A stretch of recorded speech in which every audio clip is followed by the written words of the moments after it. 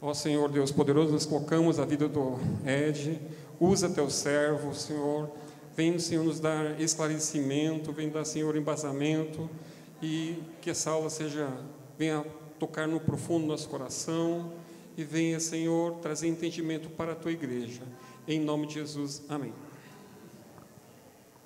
Obrigado, Zaldir. Irmãos, graça e paz, um bom dia. Tudo bem com vocês? Tudo bom, então, né? Hoje a gente vai falar um pouquinho sobre neopentecostalismo, tá? É uma introdução, é um tema que ele é grande, ele é denso. Oi? Não? Ah, sim, tá bom. Mais um mês, né? Assim é que o pessoal tinha colocado a câmera nessa posição. Melhor aqui? Pode ser? Tudo bem? Então, assim, ele é um tema difícil, porque o neopentecostalismo é o que eu falo, um negócio meio rizomático, né? Ele foi se espalhando, criando várias vertentes. Então, eu vou tentar trabalhar dentro de uma linha principal, que eu acho que ajuda a gente a entender as bases do movimento, entender também questões doutrinárias, questões conceituais, e o quanto isso nos toca também enquanto igreja, né? Eu não sou teólogo, eu sou meramente um professor que resolveu estudar, né? Então, eu fiquei um pouco preocupado para preparar esse material, porque, assim, se você se converteu nos últimos 30, 20 anos, possivelmente muito do que você viu de evangelho está impregnado de coisas que a gente vai ver aqui, né? Então, talvez muita gente se estranhe, talvez muita gente não goste do que eu vou falar. Então, assim, eu peço desculpas antecipadamente, né, se de repente alguém não se sentir muito confortável, porque muita gente, talvez aqui, já tenha, assim, bebido um pouquinho dessa água e não sabe, tá? Então, vamos lá, gente. Pode passar o próximo slide? Não sei se está bem legível. O que é o neopentecostalismo, tá? Ele é um fenômeno de origem religiosa, mas não só. Ele é social, ele é filosófico, ele tem uma série de questões que surgem basicamente de uma estrutura religiosa. Ele é basicamente um movimento que tem a sua origem. Ele é de origem popular, mas não de fato no sentido de que ele começou do povo, né? Ele é de origem popular no sentido que ele tem um apelo muito popular para as massas, né? Mas ele começa com gente das lideranças das igrejas que começam a desenvolver esse pensamento, né? Ele surgiu a partir do movimento pentecostal clássico, lá Rua Azusa, né, na Califórnia, aquela coisa toda lá, mas ele não é exatamente, não tem vínculo de nexo com o pentecostalismo. Ele nasceu dentro do pentecostalismo, não tem nada a ver, grosso modo, com o pentecostalismo em origem, tá? E as pessoas que estudam o fenômeno, eles preferem usar o termo pós-pentecostalismo, né? Não é nem neo, porque não é novo, não é um novo pentecostalismo, é alguma coisa que vem depois do pentecostalismo, né? Próximo slide, por favor. Esse é o Dom Robson Cavalcante, ele foi bispo anglicano do Brasil, uma pessoa muito articulada no meio evangélico, apesar de ele ser anglicano, ele conversava com várias linhas, né? Ele faleceu em 2013, infelizmente, ele foi assassinado, e ele tem um livrinho dele que eu uso na minha pesquisa, que ele fala assim, que se você pegar o neopentecostalismo e começar a analisar a sua constituição, o que ele prega, as crenças, né? Ele não é nem cristão, nem evangélico, ele seria uma coisa assim, um movimento para-protestante, como é Testemunho de Jeová, como é Mormon, como é ciência cristã. É um movimento que ele corre no paralelo, muito embora ele está misturado, ele é um movimento que ele está à margem do que é o protestantismo histórico ou o evangelicalismo, né? Próximo slide, por favor. Nos anos recentes, mesmo o censo, mesmo a mídia, né? Você tem ouvido falar assim que tem gente que não discerne muito, né? Evangélico é todo mundo que não é católico, né? Ou que não é da Umbanda, ou que não é de religiões afro-brasileiras, né?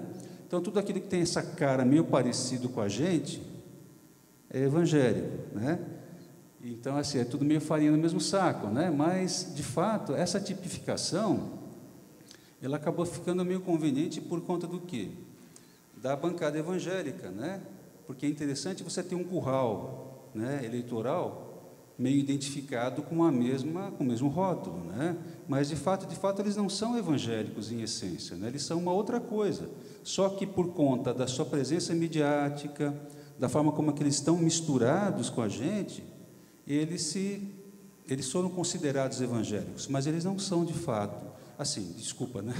Eu não sou eu para dizer nada, mas assim, se você pegar na essência, eles não compactuam com os princípios da reforma, com essas questões que para a gente são muito caras, né? E que é importante a gente pontuar isso, né?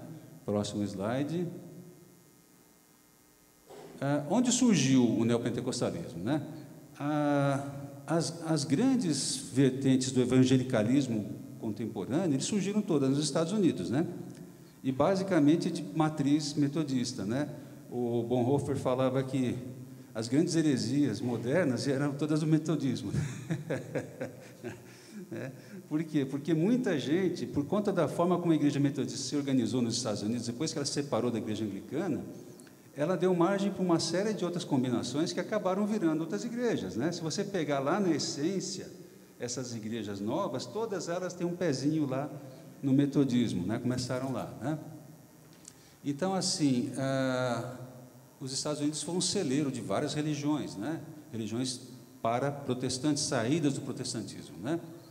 E então, assim, o neopentecostalismo, ele tem, assim, como gênese, algumas linhas de pensamento pseudocientífico que corriam na época, final do século XIX, começo do século XX, né? Pensamento positivo, parapsicologia, né? Interpretações livres de passagens bíblicas fora de contexto, né? O cara pegava um versículo sozinho e já criava uma teoria em cima, uma doutrina, né? E a boa exegese fala o seguinte, que um versículo sozinho não quer dizer nada, ele tem que ser confrontado por outros aspectos, outros textos, né? Porque a Bíblia interpreta a si mesma, né? Então, existe toda uma técnica para você chegar à conclusão do que diz um versículo, né? Agora, um versículo sozinho, ele é só um versículo, não é nada, né? Além de distorções doutrinárias do pentecostalismo inicial, né? Quando comecinho do século XX, né? Os avivamentos que aconteceram nos Estados Unidos, criaram um movimento pentecostal, e aí um pessoal que acabou sendo influenciado ou impactado, acabou achando ali guarida para suas próprias formas de pensar, para suas próprias maneiras de interpretar passagens bíblicas. Próximo slide. Agora, a gente também tem que olhar com um certo cuidado quando faz algumas afirmações, porque as pessoas têm as motivações delas, né? Então, assim, o que estava acontecendo na época também, Europa e Estados Unidos? Estava acontecendo a divulgação ou o surgimento do liberalismo teológico. O que era isso? Eram teólogos europeus, principalmente a Alemanha, né? Aí nós temos o Adolf von Harnack, que ele foi um grande teólogo liberal, né? O que acontecia? Com a influência do racionalismo, do iluminismo tardio, né? Você tem o quê? Uma linha de pensamento teológico que fala o seguinte: se não for comprovado pela ciência e pela razão, não pode ser considerado verdade. Então, nascimento virginal é mito, né? Ressurreição de Cristo não foi Deus. Ou seja, eram teólogos liberais, por quê? Porque eles não pensavam dentro da ortodoxia, eles pensavam dentro de um pensamento humanista, racionalista. Então, esse pessoal começou, essas teorias, essas ideias, começaram a vir para a América. E aí o que acontece? As igrejas ortodoxas, tradicionais, históricas, começam a ter medo, né? Tanto que um pouco dessa busca por uma por uma espiritualidade mais espontânea e inclusiva desses grupos, é porque eles começam a perceber que uma base da fé que tinha sido tão forte até então começa a ser questionada. E aí é uma forma também de você tentar se proteger da influência de algo que vem destruir a tua fé. Então, por excesso de zelo, alguns grupos acabaram indo para um extremo, né? Com medo de serem influenciados ou engolidos por essa onda liberal, acabaram se apegando o quê? Numa mística, numa espiritualidade, às vezes, sem base teológica muito firme, e isso deu guarida para esses pensamentos, essas ideias, né? Esses movimentos que surgem dentro da linha, né? Dentro do pentecostalismo e que vão desembocar no neopentecostalismo. Próximo slide. Aí nós temos aí a árvore genealógica, né? A família, não é bem a família, mas assim. Os principais precursores, tá? Tem gente que vocês vão conhecer, tem gente que talvez seja nova, né? Phineas Quimby, né? 1802 a 1866. Eu não achei qual era a religião dele, mas ele era um livre pensador, um filósofo, né? Ele era um cara que começou a pesquisar a capacidade da mente curar o corpo. Ele começou a estudar, baseado numa crença que se Deus é amor e todo bondade, né? Ele pode municiar a gente de poderes, né? Para a gente curar o próprio corpo, fazer a própria saúde, né? E ele começa a pesquisar, começa a falar sobre isso, né? Ele era um cara que teve uma origem muito humilde, né? Uma família muito pobre, de 7 irmãos, vivia lutando com doenças, né? Então, isso para ele foi muito libertador. Ele começa a ensinar a cura por meio da mente. Se você pensar de forma ativa e proposital na cura, você vai ser curado. Ele nunca publicou nada em vida, né? Foi depois discípulos dele, depois que ele morreu, que publicaram as ideias dele, né? Mas ele tinha isso muito forte, essa coisa da cura pela mente. Ele vai influenciar, por meio do movimento Novo Pensamento, essa senhora aqui, a Mary Baker Eddy. Alguém conhece Ciência Cristã? Já ouviu falar? É uma igreja importante, inclusive, nos Estados Unidos. Mas é uma igreja herética, né? Ela também tinha um problema de saúde, ela é uma pessoa que sofreu um acidente, ela caiu numa noite de nevasca e quase morreu, e ela disse que ela foi curada lendo um versículo da Bíblia, né? Que ela ficou totalmente sã. Depois aquela cura não tinha sido muito garantida, ela leu um outro versículo e ficou boa, né?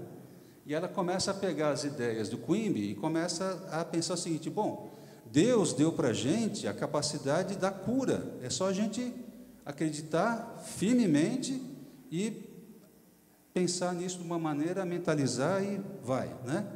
E ela funda uma igreja que não tem pastor, que não tem hierarquia, que é a Igreja de Jesus Científico, né? Que trabalha basicamente com o princípio da cura por meio do pensamento positivo, da autossugestão, né? E é uma igreja importante, né, no Brasil inteiro. Na minha cidade, lá em São Paulo, tem uma igreja deles lá. Aí, outro cara que vem nessa pegada é o S.E.C. William Kenyon, esse metodista mesmo, né, de raiz, né, que começa a estudar os textos da Mary Baker. Olha que legal, né? Um vai passando para o outro, né? Um vai pegando e vai colocando a sua contribuição e vai indo.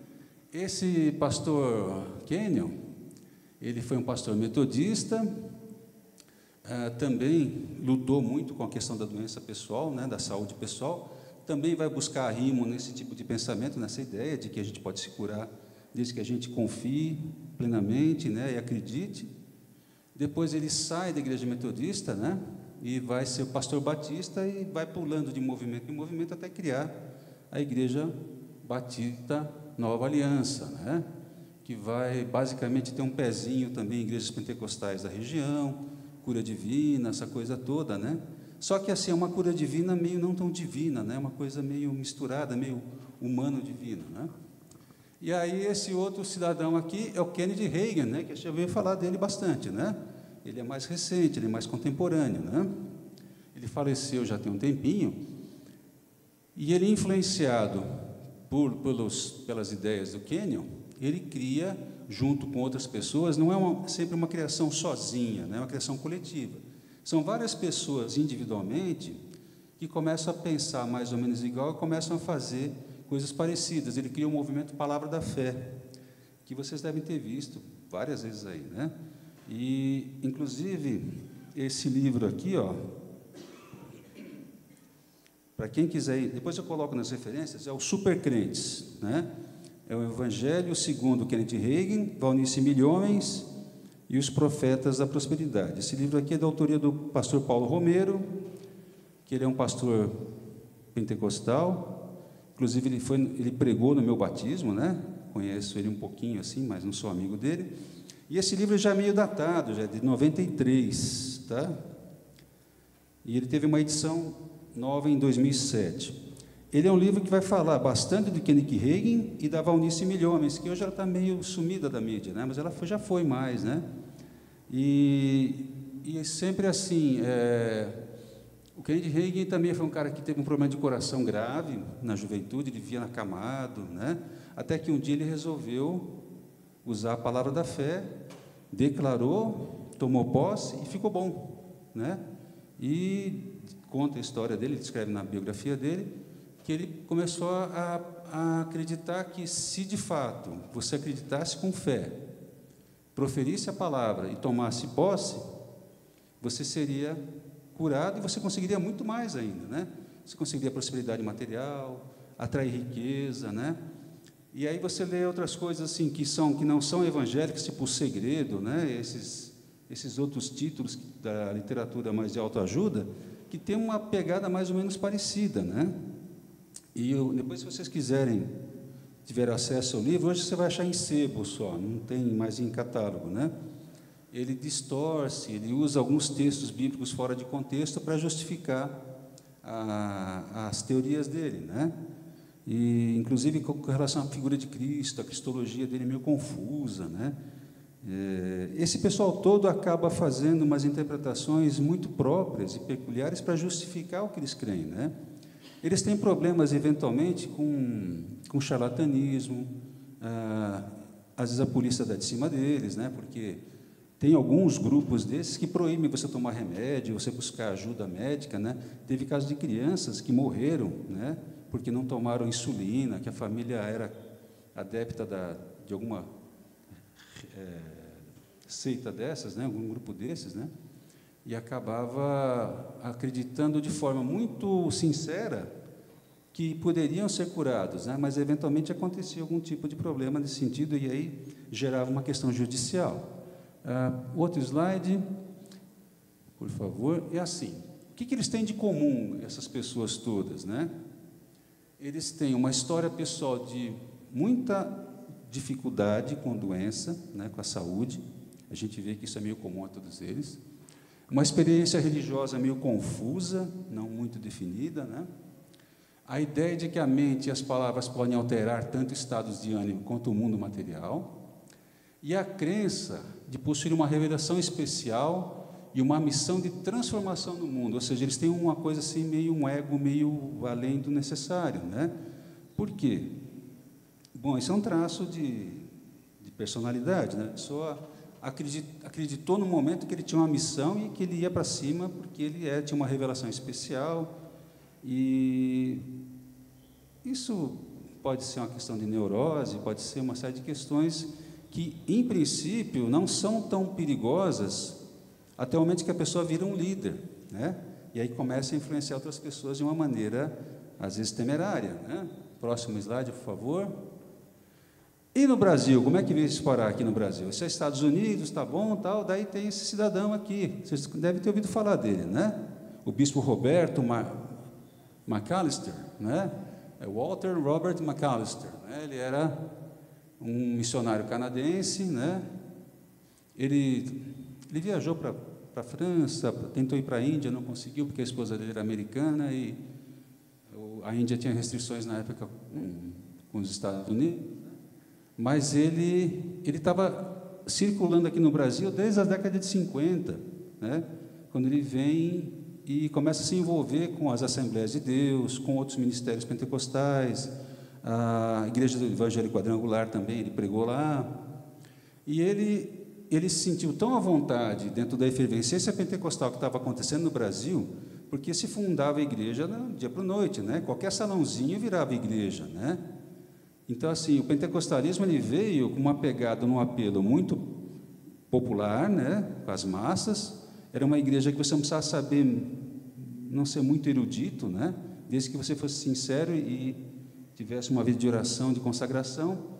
Qualquer pessoa, por mais simples que fosse, poderia estar dentro do universo onde a hierarquia era muito pulverizada, né? Então, assim, você começa como obreiro, diácono, presbítero, evangelista, pastor, né? Pastor presidente, ou seja, as igrejas pentecostais em geral, elas têm esse acolhimento muito grande. Então, as igrejas começaram a proliferar. E aí o McAllister ele viu nisso uma oportunidade para ele, né? Da missão que ele tinha. E aí ele funda a Igreja de Nova Vida, lá no Rio de Janeiro, onde ele traz, basicamente, um viés de cura e libertação e batalha espiritual. E só que ele, próximo slide, só que é o seguinte, ele pega essas coisas de segunda onda. A gente fala assim que o pentecostalismo tem ondas, né? A primeira onda foi em 1910, 11, né? Congregação Cristã no Brasil e Assembleia de Deus. A segunda onda, meados dos anos 50, assim, Igreja Pentecostal Deus e Amor e Igreja do Manuel de Mello, lá, como é que é? Brasil para Cristo, né? As principais, né? E aí o que acontece? Os pentecostais de primeira onda pregam que batismo com o Espírito Santo, basicamente, né? Os de segunda onda já vão para a questão de libertação, cura divina, batalha espiritual, ou seja, eu tenho que batalhar com o diabo, espíritos territoriais, né? Essa coisa é uma coisa mais ostensiva, né? Mais militante, né? Só que o McAllister faz o seguinte, ele pega o melhor dos dois mundos, né? Ele fala, não, vamos manter essa coisa pentecostal, mas sem usos e costumes, né? Vamos deixar a coisa mais contemporânea, mais com a carinha da classe média, né? E aí ele consegue uma igreja que tem um pé nessa coisa mais do pentecostalismo, essa coisa mais, assim, uma igreja de viés mais espontâneo, né? Em termos de adoração, em termos de pregação, mas que conversa com a população, com a sociedade que não quer ficar de coquinho, né? Não quer usar saião, né?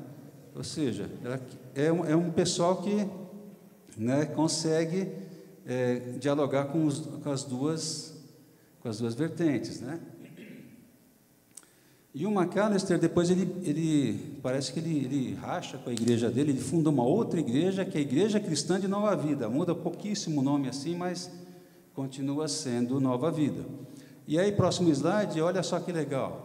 Não, isso aí não é o legal, o outro que é mais legal, mas isso daí também é legal, porque isso aí é o Oral Roberts, tem até uma universidade com o nome dele nos Estados Unidos. Ele era um pastor pentecostal, acho que das Assembleias de Deus, e ele foi o primeiro cara que começou a fazer teleevangelismo, né? Televisão começou década de 30, 40, Estados Unidos, né? E ele começa a pregar na televisão, né? Ele foi um grande pregador de televisão, morreu em 2009, não tem tanto tempo assim, mas ele também tinha um olhar muito cuidadoso assim com a questão da cura divina, libertação, né? E o McAllister foi meio que um discípulo dele, né? Foi influenciado por ele. Agora sim, o próximo é legal. Próximo slide. E olha só quem se converteu na igreja do McAllister, né? Olha que bonitinho, os dois aí, né? Quem se converteu lá com 19 anos foi o Edir Macedo, que eles eram no grupo de jovens, né? Ele e o Romildo, né? Que é o tal do R.R. Soares, né? E eles são cunhados, vocês sabiam disso, né? O R.R. Soares é casado com a irmã do Edir Macedo. Só que eles saíram da igreja de Nova Vida para fazer uma igreja própria, que eu não vou lembrar agora o nome da igreja, sei que lá do Caminho. E quem era o líder da igreja, na verdade, era o R.R. Soares, né? E o Edir Macedo era auxiliar dele, era o vice. Só que Edir Macedo deu um tombo nele, ele conseguiu fazer uma rebelião interna lá, né? E tomou a igreja do R.R. Soares, e fundou a IURD, né? A Igreja Universal no Reino de Deus. Aí o R.R. Soares pegou, tá bom, vou pegar meu chapéu, vou fazer outra coisa. Daí ele fundou a Igreja Internacional da Graça de Deus, né? São os nomes que são meio parecidos às vezes, né? É o quarto pastor evangélico mais rico do Brasil, né? 250 milhões de reais, acho, o patrimônio dele hoje.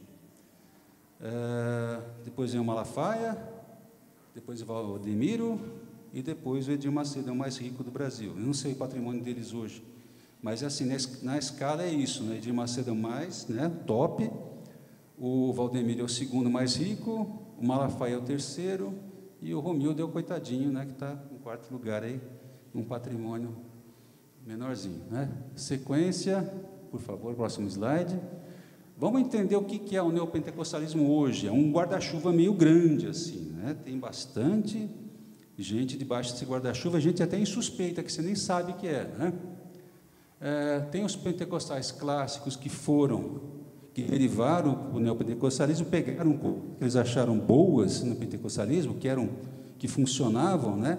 E trouxeram para eles. Quem quer? A Advec, né? Do Malafaia, ele veio da Assembleia de Deus Clássica e fundou uma igreja, a Vitória em Cristo, acho que chama, né? Que é uma pegada neopentecostal, né? Que ele pratica, assim, não é sempre na cara dura nem declarado, mas está meio misturado ali, sabe, no discurso, né? Depois eu tenho igrejas carismáticas, aliás, pessoas de linha mais carismática. Você sabe a diferença, pentecostal e carismático, né? Pentecostal mesmo, né? Carismático é aquela pessoa dentro da igreja histórica que começa a flertar com o pentecostalismo e aí vai atrás dos carismas, né? Dos dons do Espírito Santo, mais ou menos como é a igreja pentecostal. Presbiteriana renovada, batista renovada, essas igrejas que têm renovado, a gente classifica como carismática e não pentecostal, tá? Católica carismática também, que também vai ter uma interlocução com o movimento. Então, assim, igrejas históricas que foram para um viés mais carismático e acabaram entrando no modus operandi neopentecostal. No caso, a Igreja da Lagoinha, né, que é uma igreja batista em origem, mas que hoje é outra coisa, né? E é legal, interessante que assim, o neopentecostalismo ele começa com uma abordagem um apelo mais para as massas, né? Para o pessoal de classe C e D, mas aí você vê que o pessoal de classe média, média alta também começa a se interessar por conta do discurso de prosperidade, né? Então você tem lá o pessoal da Lagoinha, ele já tem igreja na Flórida, né? Que tem até a área VIP, né? Para o pessoal, as celebridades ficarem, né? Para não se misturar com o povo, né? Tem umas coisas meio bizarras assim, né? Então assim, você tem esse pessoal que saiu das históricas e virou assume uma prática neopentecostal, né? Depois você tem as igrejas nativas, né? IURD, Internacional da Graça, a Mundial do Poder de Deus, né? Que na verdade não é, perdão, essas são as nativas, as originais, né? Os rachas das igrejas nativas, né? Que são as igrejas que saíram desses caras aí, né? E começaram a ter o seu próprio caminho, né? Daí você tem indivíduos que saíram de diferentes denominações históricas, pentecostais, né? E aí criam um viés, assim, uma forma de operar muito parecido com o neopentecostalismo. O pessoal da comunidade Alcance aqui, né? Curitiba, eles também têm um olhar meio, em algumas coisas, meio neopentecostal, né? Daí você tem traços de neopentecostalismo em igrejas históricas, aliás, igrejas pentecostais clássicas e igrejas históricas, né? É o que a gente vê por aí, né? Tem igreja presbiteriana fazendo culto de libertação, né? Você tem igreja batista fazendo coisas que são muito parecidas com essas igrejas neopentecostais, né? Mas são traços, né? São coisinhas que eles colocam para dar uma temperada, né? Para chamar um povo, né? Para fazer um movimento, porque no final as pessoas começam a ficar cansadas daquela coisa muito assim homogênea, né? E começam a olhar para o vizinho, por que ele ali tem tanta gente e eu não tenho, né? Vamos fazer um movimento aqui, né? Vamos começar a colocar água em cima do rádio também, da televisão, vamos começar a fazer um negócio que chame a atenção das pessoas, né? E aí acontece isso. Tem um artigo que eu coloco na bibliografia depois, no final, está acontecendo isso na primeira região nossa, né? Muitas igrejas metodistas que eram metodistas, hoje não se sabe mais o que é, né? Por conta dessa essa inclusão de elementos neopentecostais, que até eventualmente gera até racha, né? Aqui no sul nós tivemos a igreja Zoe, né? Na sexta região, que saiu da igreja metodista por conta, não conheço a história direito, mas parece que existe algum tipo de divisão por conta de divergências nessa linha, né? E, por último, que eu classifiquei,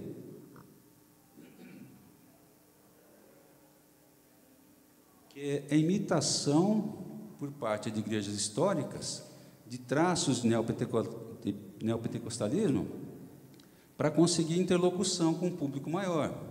A minha igreja na terceira região, por exemplo, eu comecei a perceber que o pessoal usava, né, a nomenclatura muito parecida com das igrejas neopentecostais. Eu perguntei para o meu pastor, eu falei: escuta, pastor, por que o pessoal está fazendo isso, né?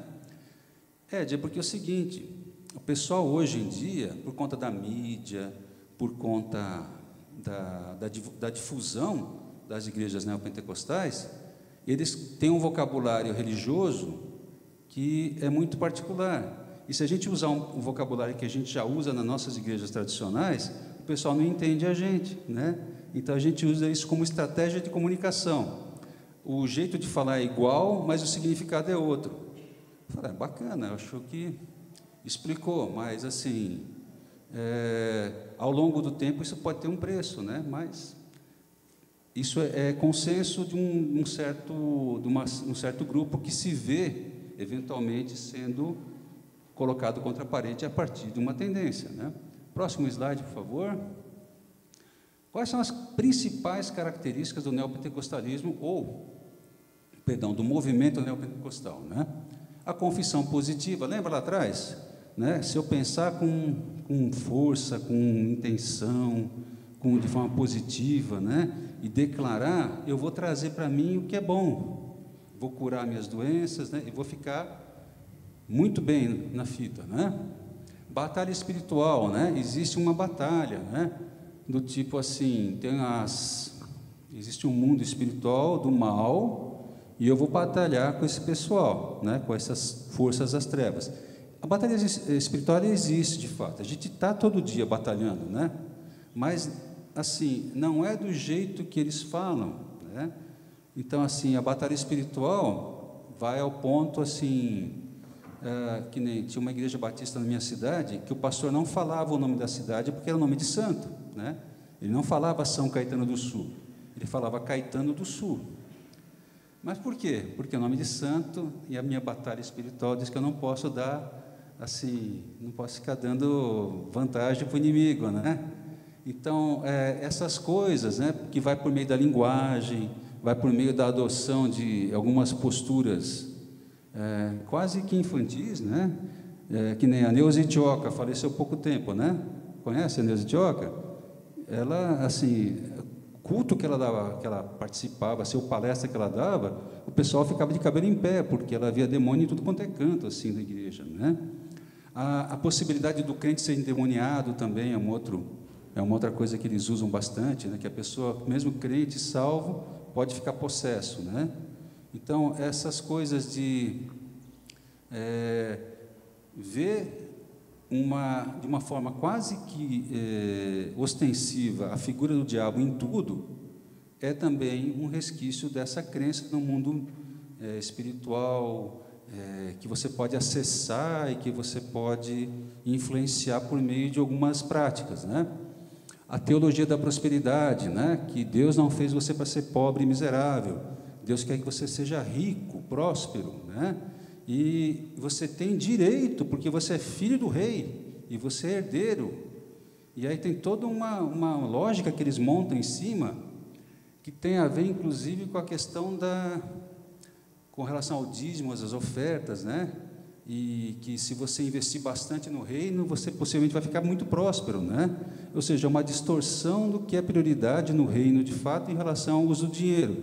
A generosidade, que a Bíblia enfatiza, ela vira uma espécie de, como fala? Oi? Uma barganha, né? Assim, mal comparando, desculpe a comparação, quanto mais você dá, né, mais você recebe, né? É um investimento que você faz, né? E nisso tem todo tipo de distorção que você pode imaginar, né? E até indecente, se você pensar nesse sentido, né? O uso das mídias forma, materialização da fé. É o copo d'água em cima da TV, em cima do rádio, que mais? É o óleo ungido. O óleo ungido é um pleonasmo, vocês sabem, né? Porque o óleo não pode ser ungido, o óleo é que unge, né? Não existe óleo ungido, né? Mas, assim, eu lembro quando era criança, na igreja da minha mãe, o pessoal levava latinha de azeite para o pastor ungir, daí ficava em casa já, né? Daí já ia usando aquele óleo ali para tudo, né? Quantas vezes a gente em casa, né? Minha mãe passava óleo na gente, estava com dor, não, passa óleo ungido que o pastor orou, que isso vai ficar bom, né?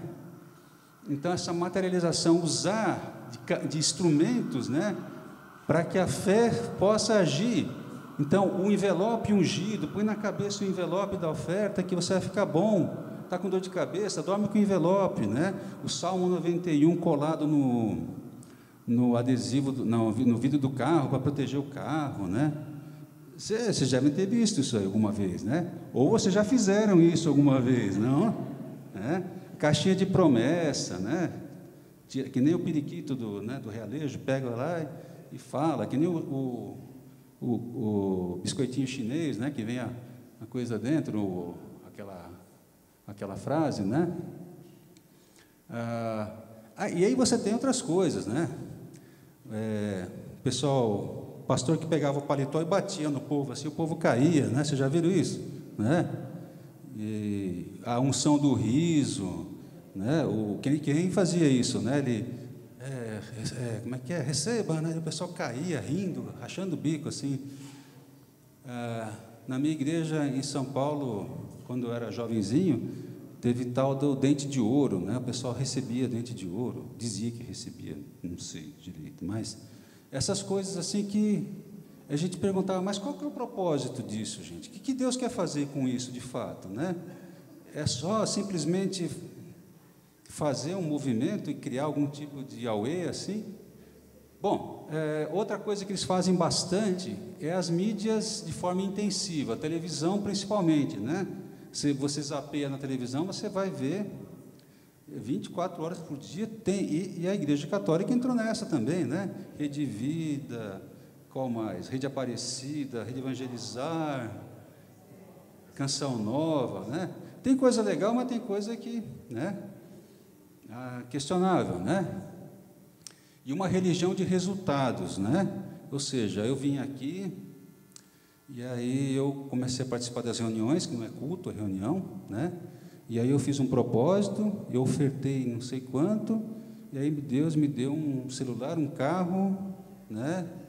E agora eu estou vindo aqui, vou colocar mais para ver se rende mais, né? E isso o cara vem aqui e conta, né? Aqui na frente, por quê? Porque ele tem que contar, né? É a religião de resultados, né? Tem que dar o testemunho dele. Veja bem, eu não estou questionando o testemunho, nem o resultado da religião, não é isso. É a forma como é feita, a mecânica que isso funciona, né? Porque a gente vê nitidamente, salvo o melhor juízo, só se a pessoa for muito ingênua, que aquilo é uma estrutura de marketing, né? Não é uma igreja, é uma empresa de religião, né? E aí você pega aquelas coisas assim do tipo, leva o endemoniado aqui na frente, faz ele falar no microfone, né? Essas coisas assim que alguns são atores, né?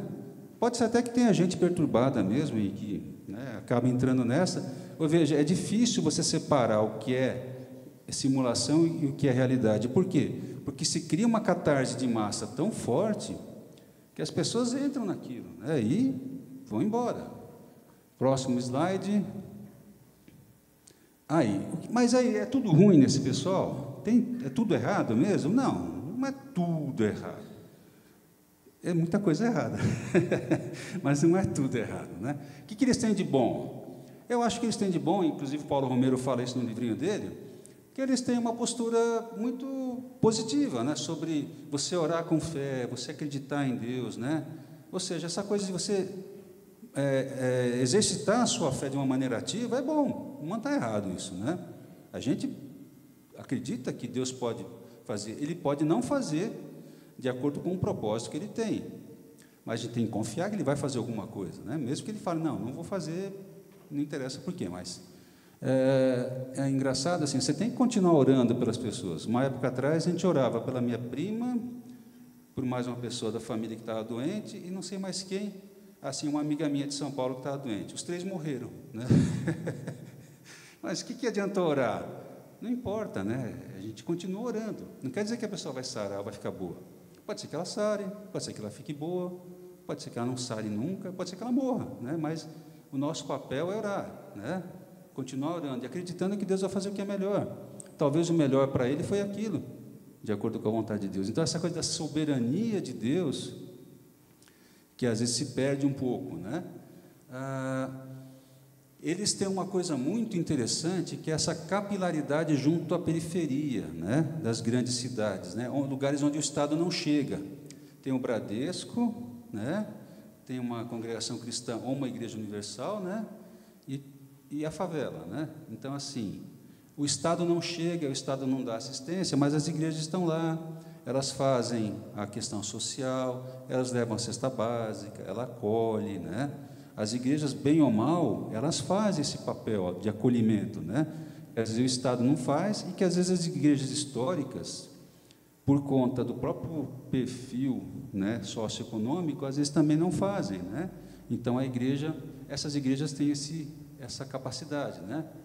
Essa difusão de um imaginário coletivo evangélico. Por exemplo, você deve conhecer muita gente que não é crente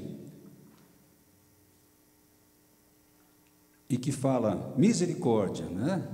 De onde vem isso, né? É o crentez, né? É só por Deus mesmo, né?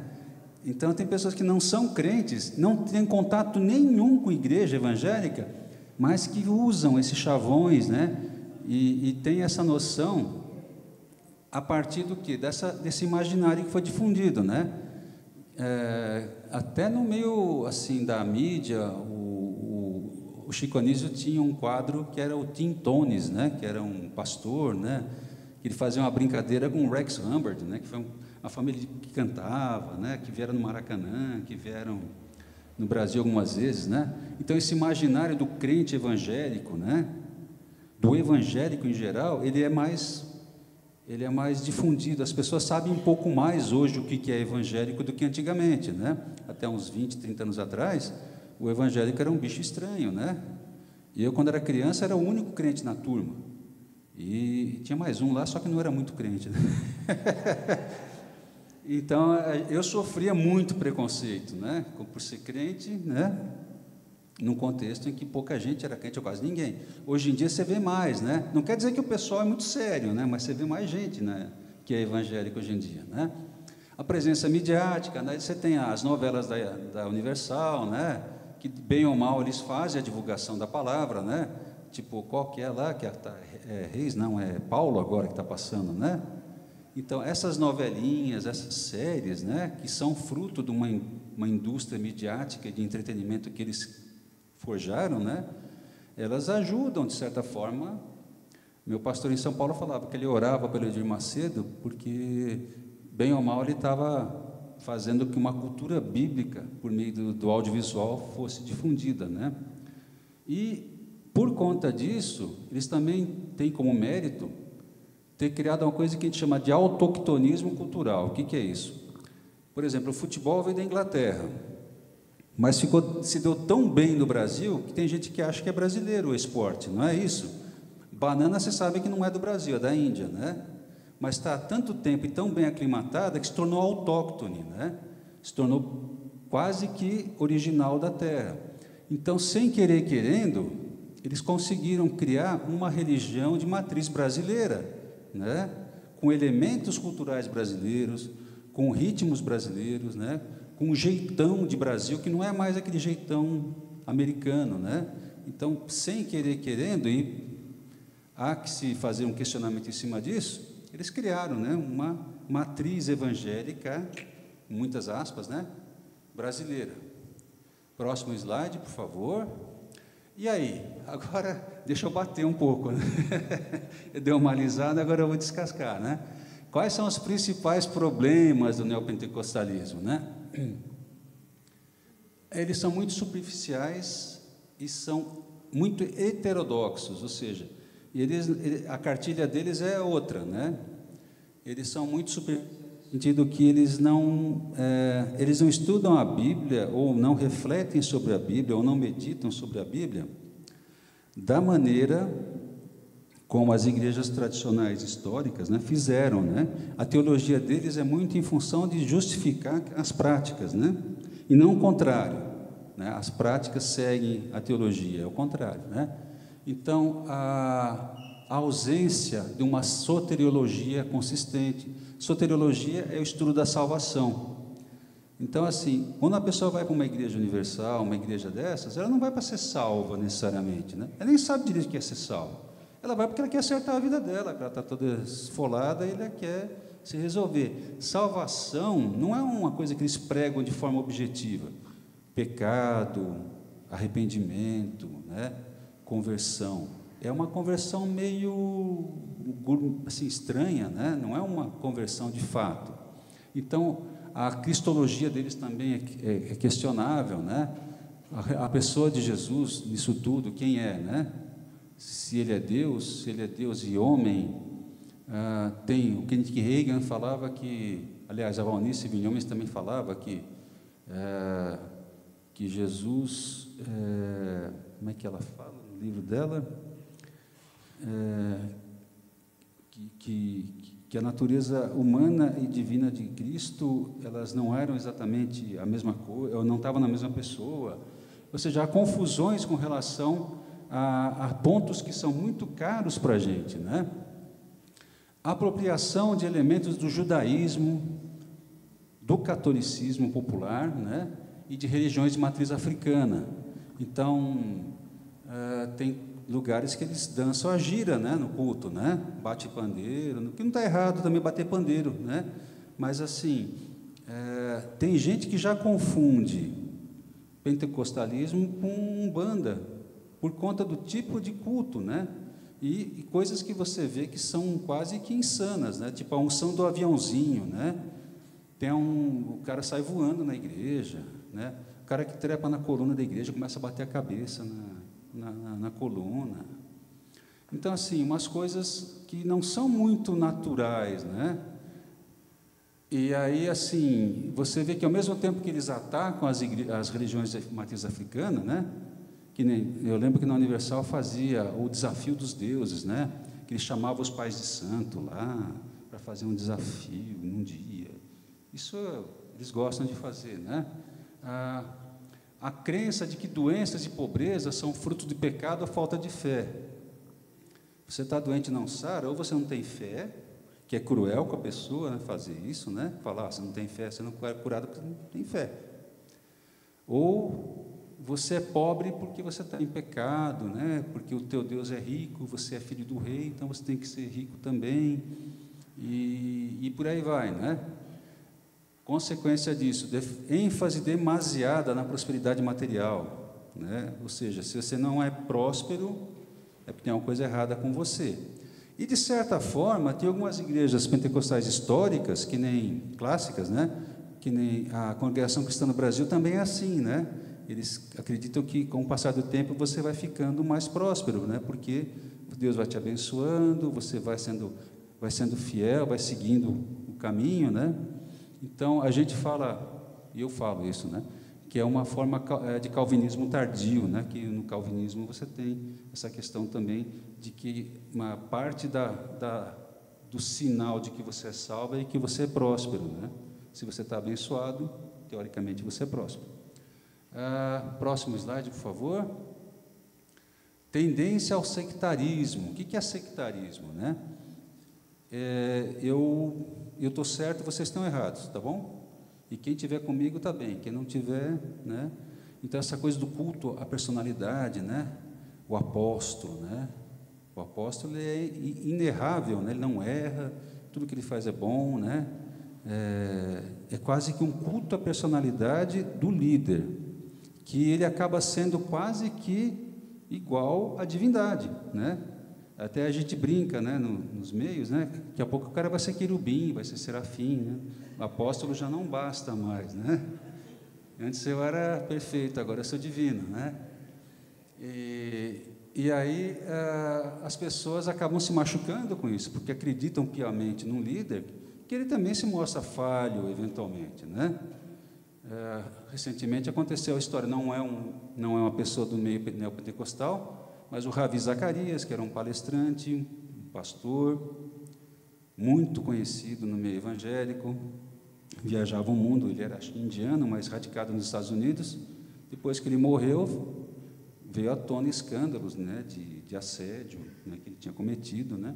A família veio a público, se desculpou, né, por conta dele e se prontificou a fazer reparos, né, com relação a isso. Então, assim, essa crença demasiada num líder que acaba se misturando com a própria essência da fé, né? O desenvolvimento de uma dinâmica de pirâmide, ou seja, você vai para a igreja para buscar prosperidade, mas demora um pouquinho, mas você é incentivado a trazer mais um, e aquele outro traz mais um, só que ninguém prospera, né? Você vai criando aqui uma pirâmide, todo mundo espera que vai prosperar no seu tempo, né? E a sua vez não chega nunca. Só quem prospera é o dono da igreja, né? No final. Então, essa pirâmide, ou seja, é uma rede que se cria de pessoas todas interessadas em prosperar, mas que, de fato, só os primeiros da fila conseguem alguma coisa, os demais acabam ficando a ver navios, né? O enriquecimento ostensivo das lideranças superiores, né? Então, Rolex, carro zero, ou carro, né, de luxo, mansão em lugar nobre da cidade, né? Fundos de aplicação, empresas que o cara abre, né? Oi? Alguém falou alguma coisa? Helicóptero, jatinho, né? Malafaia estava comprando um jatinho outro dia porque ele precisava, né, para se deslocar rapidinho, né? O velho da van eu até entendo, né? O cara tem um helicóptero bom, né? Porque o cara tem quantas lojas? O Luciano Hang tem umas 200 já, né? No Brasil inteiro. O Templo de Salomão aqui tem heliporto, né? Tem um pequeno hotelzinho, bem para eles quando eles vêm de São Paulo para cá, né? Incentiva a barganha com Deus, né? Que a gente já falou um pouquinho, né? E um projeto de poder político, né? Da mesma forma que a Igreja Católica fundou o PT nos anos 70, porque tinha um desejo de ser mais protagonista na política nacional. E aí você tem lá os comícios da Vila Euclides, lá em São Bernardo, né? O Lula, que foi treinado, né, pelos padres progressistas, né? Tem toda uma história. O Luiz Mir, no livro dele chamado O Partido de Deus, ele conta essa história de como a Igreja Católica progressista criou o PT, né? Por quê? Porque havia, desde o Império brasileiro meio que foi separando igreja e Estado, né? A igreja nunca se recuperou muito disso, né? A igreja sempre teve um projeto de poder político, né? E a igreja evangélica também tem aqui o seu pedacinho no bolo, né? Então, ou seja, dentro da bancada evangélica hoje, nós temos uns 15 da Assembleia de Deus e uns 14 da Igreja Universal e Igreja Mundial.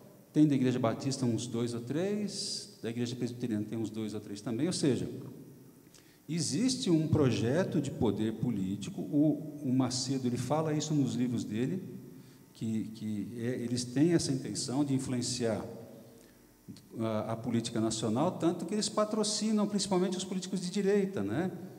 Que a gente viu recentemente, Bolsonaro vai lá, né, recebe oração, né? A igreja vira meio curral eleitoral, né? E eu estou falando da direita e da esquerda também, não é, né? Não tem pau que bate Chico, bate em Francisco também, né? Então, assim, existe um projeto de poder político, né, que envolve você ter gente deles nas instâncias de poder que sejam legislativas e que, se possível, até executivas também, né? Bom, chega de bater nos caras, vamos lá, próximo, né?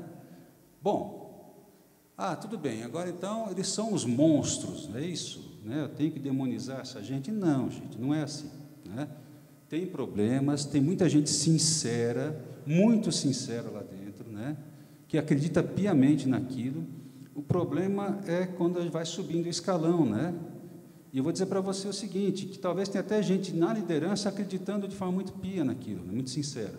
Então, a gente, como crente, como cristãos, aqui são conselhos que o Bledsoe, que é um missionário americano da Igreja Batista, ele escreveu num artigo dele na revista Ultimato. Ele fala o seguinte, ó: você deve mostrar compaixão e interesse genuíno pelas pessoas que parecem que estão enganadas, né, e estão sob influência de líderes inescrupulosos que usam da religião como um meio de vida, né? Aí ele cita Mateus 9,36, que Jesus olhou para as pessoas e se condoeu delas, né? Porque viu que era como ovelhas que não tinham pastor. Na verdade é isso, as pessoas não têm onde correr, né? E quem oferece um pouco mais de promessa de ajuda acaba ganhando nessa discussão, né? Lembrar o que está envolvido na mensagem do Evangelho e da fé salvífica, bem como o que está fora do cristianismo bíblico, ou seja, mostrar para as pessoas, olha, o que você está acreditando é muito coerente, mas não é bíblico, né? E não é para salvação, né? Você precisa conhecer um caminho mais perfeito, né? Que é o caminho por meio da salvação em Cristo, né? E aí tem as passagens, 1 Coríntios, né? Em Gálatas também. Verbalizar com sabedoria para a sociedade o que queremos dizer quando nós nos declaramos evangélicos. O que eu sou? Eu sou evangélico, mas não é qualquer evangélico, né? Eu sou evangélico raiz, old school, né? Eu sou evangélico das antigas, né? Não esse pessoal que está chegando aí. Não que eles sejam piores do que eu, né? Mas o que é certo, né? Então, assim, tomar cuidado, porque nem eu que sou professor universitário, eu tenho que tomar cuidado todo dia, né? Por quê? Porque eu estou num meio que é hostil à fé em geral, né? As universidades públicas foram encampadas, né? Por um discurso militante de esquerda, né? E não só de esquerda, mas um discurso que ele é assim, ele é nefasto, ele é de conflito, né? Eu tenho que tomar muito cuidado porque as pessoas estão o tempo todo muito assim, até por conta do cenário político, né? Eles associam evangélico com conservador, com bolsonarista, né? Por conta de toda essa história que eu contei para vocês agora, né? Isso, tu não sabe só. Então, professor, você é de direita? Eu falo, não sei o que você quer dizer com direita, né? Porque você senta à minha esquerda, eu sou do direito, e o cara que senta à minha direita, eu sou de esquerda dele, qual que é a lógica, né? Denunciar os falsos profetas entre nós. Jesus foi compassivo com os enganados, mas ele foi duro com os enganadores, né? Então, a gente sabe que tem muita gente de má fé ganhando com isso, né? Então, assim, na medida do possível, procurar trazer isso à luz, né? Orar e buscar oportunidades para compartilhar pacientemente com as pessoas que estão sob influência desses grupos, a fim de que elas vejam a graça e a salvação do Senhor por meio do Evangelho de Jesus Cristo. Eu diria que é um campo missionário em potencial, e até interessante porque eles já estão mais perto, né, da gente do que a gente imagina, né? Então, assim, pode ser que essa seja a porta de entrada. Eu conheci um senhor no Rio Grande do Sul, que ele era da Assembleia de Deus, mas ele se converteu por meio do trabalho de porta em porta do Testemunho de Jeová, né? E aí depois ele foi procurar mais conhecimento, mais ensinamento, e ele saiu do Testemunho de Jeová e foi para a igreja Assembleia de Deus, né? Então, assim, às vezes começa de algum lugar, né? Pode ser que não seja o melhor começo, mas começa de algum lugar. E, já finalizando, deixa eu ver, o último slide, por gentileza, deixa eu ver se é isso. Próximo. Sim, fechamos com 2 textos, um de Paulo, né? E o outro de Pedro, Atos 20, 28 a 30. Cuidem de vocês mesmos e de todo o rebanho sobre o qual o Espírito Santo os designou como bispos, para pastorear a igreja de Deus que ele comprou com seu próprio sangue. Sei que depois da minha partida, lobos ferozes penetrarão no meio de vocês e não pouparão o rebanho. E dentre vocês mesmos se levantarão homens que torcerão a verdade, a fim de atrair os discípulos. Isso Paulo falando. E aí Pedro, no próximo, segunda epístola de Pedro, 2, 1 e 2, no passado surgiram falsos profetas no meio do povo, como também surgiram entre vocês, falsos mestres. Estes introduzirão secretamente heresias destruidoras, chegando a negar o soberano que os resgatou, trazendo sobre si mesmos repentina destruição. Muitos seguirão os caminhos vergonhosos desses homens, e por causa deles será difamado o caminho da verdade. Nada muito, não tão atual como hoje, né? Muita gente maldiz e fala mal da igreja porque teve experiências muito negativas com gente que, ou bem ou mal intencionada, usava esse discurso que a gente viu até agora aí, né? E no final, muito obrigado, é isso que eu tinha para falar? Deixa eu ver se é o último isso. É a bibliografia que eu usei, tá? Tem muita coisa escrita hoje, né? Tanto do nível secular como religioso, né? Pessoal que pesquisa o fenômeno, né? Por conta do impacto que ele tem na sociedade, né? E assim, só para fechar, assim, não era minha ideia trazer nenhum juízo de valor, né? Eu estou só trazendo o que eu consegui aprender de informação sobre o movimento. Assim, também não estou dizendo A ou B, cada um aí agora pode avaliar, rever as suas convicções, né? E eu passo esse PDF no grupo da igreja, para vocês pegarem depois as referências, né? Para vocês terem mais informação. E já estamos acabando, já deu, né? Acho que foi bastante tempo já, né? Alguma dúvida, pergunta, gente? Alguém quer repercutir alguma coisa, falar? Foi bastante tempo, né? Fale, Denise. Acho que todo mundo sabe, né, que eu faço atendimento voluntário na Penitência Feminina, né, Piraquara. E quando eu comecei a fazer atendimento lá, tem a ficha, né, que tem todos os dados pessoais, né, quando caiu lá dentro, e uma das perguntas era para assinalar, né, católico, evangélico e tal, né. E assim, a grande maioria evangélica, né. Então, isso aqui trouxe clareza, porque assim, a periferia, onde acontece a maioria dos crimes que tem a condenação da prisão, né, que não tem um advogado bom para responder em liberdade, acaba indo lá, né? Então, essa periferia tem o evangélico como a sua religião, né? E até eu perguntava, mas você é evangélica, o que você está fazendo aqui? Depois eu parei de perguntar. Aí as meninas falavam, eu me afastei, né? Eu me desviei, né? Então essa questão de evangélico, incluindo todo esse grande guarda-chuva, esclarece bastante coisa. Só pegando um gancho que você está falando, tem o traficante evangélico hoje, né? Tem os traficantes no Rio de Janeiro que são evangélicos, né? E tinha um missionário da Igreja Batista no Morro do Borel que ele falava o seguinte, que uma vez os traficantes chegaram assim, pastor, o que a gente pode ajudar vocês aí para montar a igreja, né, para montar um centro social? O senhor precisa de recursos, o senhor fala com a gente. Daí o pastor com muito jeito, não, olha, agradeço, né? Mas a gente vai trabalhar com recurso próprio, né? De doação, tá? Mas legal, obrigado que vocês estão aí, né? Disposto, né? Porque eles iam colocar dinheiro do tráfico ali, né? E que não faz sentido nenhum. Mas tem essa, assim, às vezes o cara é filho de crente, né? Mas vai para o tráfico, né? Mas ele continua crente, né? Do jeito dele, né? Mas é isso. Mais alguma coisa, gente? Mais algum comentário? Só um comentário ligado a isso, é corrente no Rio de Janeiro. Quando eu morava lá, e eu sei que posteriormente as coisas continuaram, que o domínio do tráfico nas comunidades, em muitos lugares, que eles não só financiam igrejas e comunidades lá, mas eles também expulsam pessoas de outras religiões que moram nessas comunidades.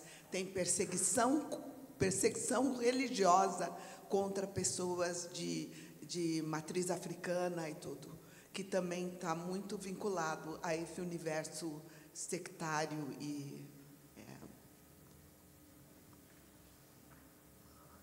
que, de certa forma, é concorrência para eles, né? Então, eles têm que dar um jeito de limpar a concorrência. Marta. Duas coisas. Com relação a essas tribos aí de traficantes, muitos cristãos, ainda a questão da salvação não se concretizou. Muitos, né, crentes, entre aspas, desviados, mas não salvos. Ou salvos com a ideia errada, pelas obras. Se eu fizer, o Senhor pode ser misericordioso, né? E quem sabe eu obtenho a vida eterna. Tudo errado, né? Eu erro, como no texto lá que você colocou de Atos 20, né? Do erro queria se olha, veja, no primeiro século da igreja cristã, e nós estamos no século 21, e isso vem acontecendo desde lá, né?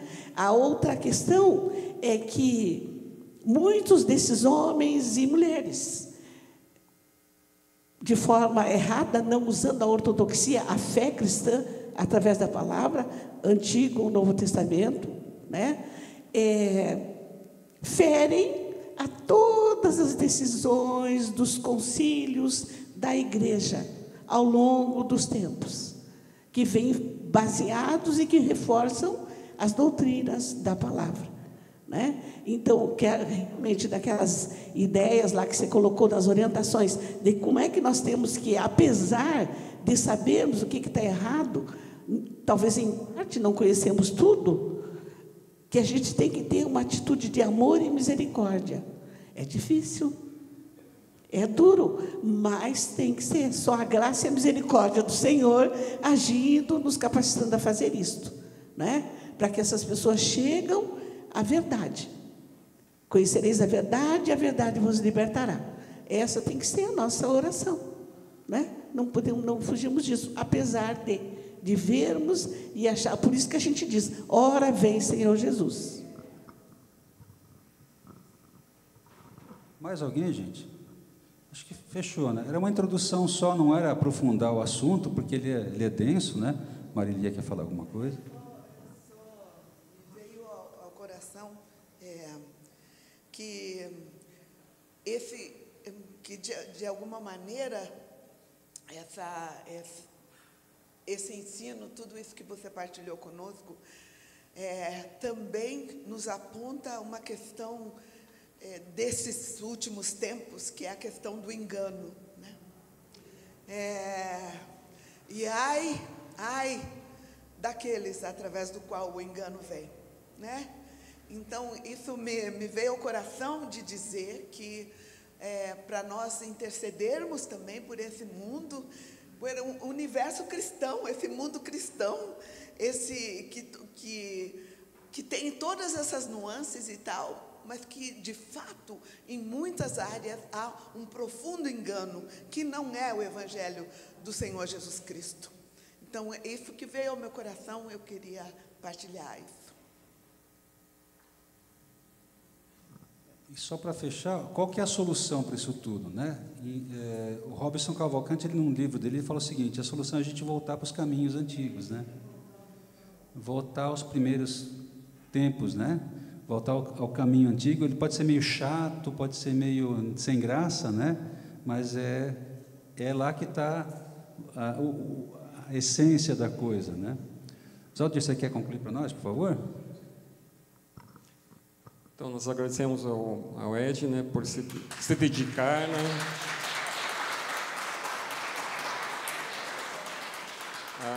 A igreja precisa de membros e membros que se dediquem, gastem bastante tempo para preparar essa aula, uma excelente aula, né? Então, a gente é agradecido ao Ed, né, por esse momento, né? E agora vamos fazer oração. Pedir para a Marilia, vem aqui fazer oração.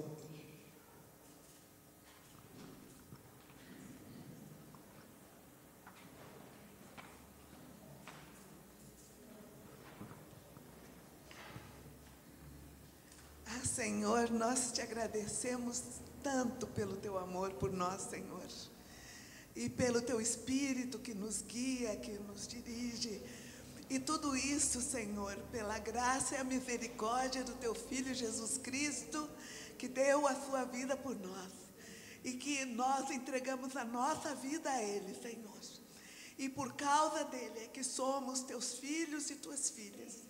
E nós pedimos, ó Pai, que continue orientando as nossas vidas, que o teu Espírito continue nos dirigindo, Senhor. Queremos servir a Ti, fazer a Tua vontade, seguir a Tua palavra, a Tua orientação. Ó, guarda-nos, Senhor, de todo engano e guarda-nos debaixo da proteção do Teu Filho Jesus Cristo, nosso Senhor, pela ação do Teu Espírito a cada dia. E te agradecemos pelo nosso irmão Ed, pelo trabalho que ele fez. Te agradecemos muito, Senhor, e tomamos também como um presente da Tua parte para a nossa vida como igreja em Cristo Jesus. É no nome de Jesus que nós oramos. Amém, Senhor. Amém.